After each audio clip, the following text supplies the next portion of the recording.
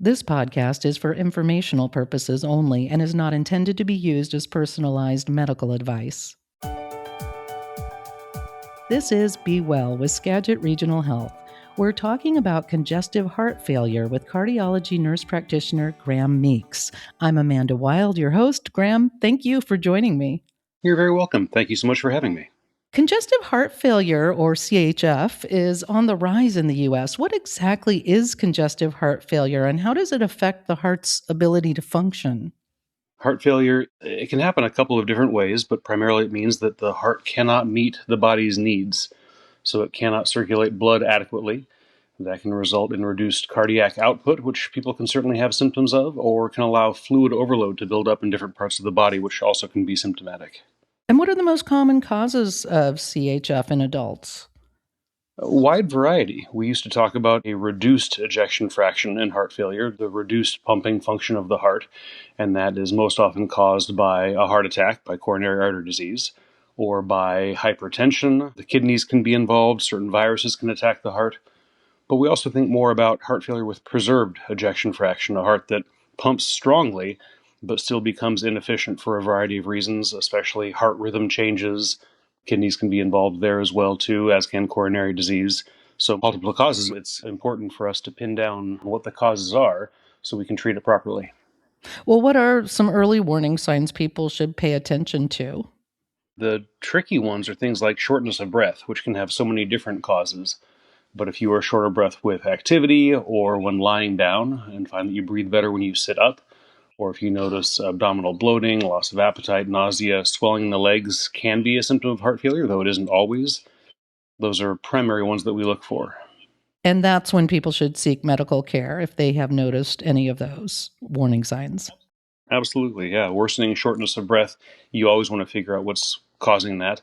Rapid weight gain certainly can be associated with heart failure, and there are multiple causes there too. And of course, the usual cardiac symptoms that we think about, things like chest pain, left arm, jaw pain. Certainly not normal. How does CHF progress over time typically, and what does stages of heart failure mean? It does tend to be progressive. If we don't intervene, the heart overworks, becomes less efficient. The causes that made it inefficient in the first place become more pronounced. And so it does cause an ongoing deterioration, which we can, with the right treatments and medications, often stabilize or even reverse to some extent. The stages, a pretty medical academic way of thinking about risk factors to symptoms to structural changes of the heart. I more often think in symptoms of heart failure and how we can alleviate and improve those symptoms. But there are multiple ways for categorizing and classifying, and I tend to talk about those with patients one-on-one. So there are ways for you to alleviate CHF. And how do you typically monitor CHF over time? We are absolutely focused on alleviating heart failure. I think that's an important place to start. Heart failure is not the term that any of us would choose. It's a heart inefficiency. It usually does not mean that the heart is going to stop working entirely. But we try to get people to the point where they are not symptomatic. They have the condition, they're being treated for it, it's being managed and stabilized. But the goal is that somebody does not have to live as if they do have heart failure. If we cannot improve it that much, we get to where somebody is feeling better, is able to do more of the things that they want to do. So have treatments progressed significantly in the last few decades, would you say? Absolutely. Both in terms of interventions, devices that we have, medications. One of our biggest medications recently went generic this year, and so is less costly than it used to be. So we have many more options than we used to. And how does CHF impact mental and emotional health for patients and for caregivers?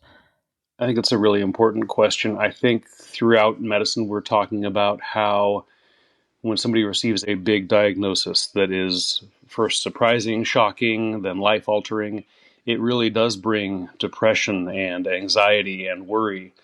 And I do believe that knowledge helps people to cope better and make their plan and realize what they can do to take control of their own health. And we do try to work with people to realize both how serious their condition is, but also how much we can improve it. And that does tend to bring more holistic well-being to people. What are the major risk factors for developing CHF? Wide range. I would say, for one, it's people who really have not kept up with medical care, who don't go to see a primary care provider and have things like their blood pressure and blood sugar monitored. From there, lifestyle is really important. If you're getting consistent exercise and eating healthier foods, getting your fruits and vegetables and fiber, that certainly reduces risk. Certain substances are certainly part of the heart failure picture: alcohol, certain illicit drugs. So many, many possible variables. And I think for the most part, people know if they have been living a healthy, careful lifestyle or if they have not been. And we can always talk about changes to be made there as well. So it's good to know each person has some agency in prevention.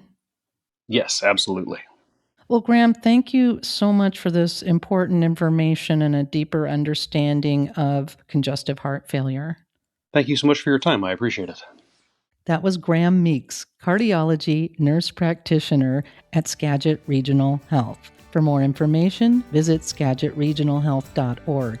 If you enjoyed this podcast, please share it on your social channels and check out the entire podcast library for topics of interest to you. Thanks for listening to Be Well with Skagit Regional Health.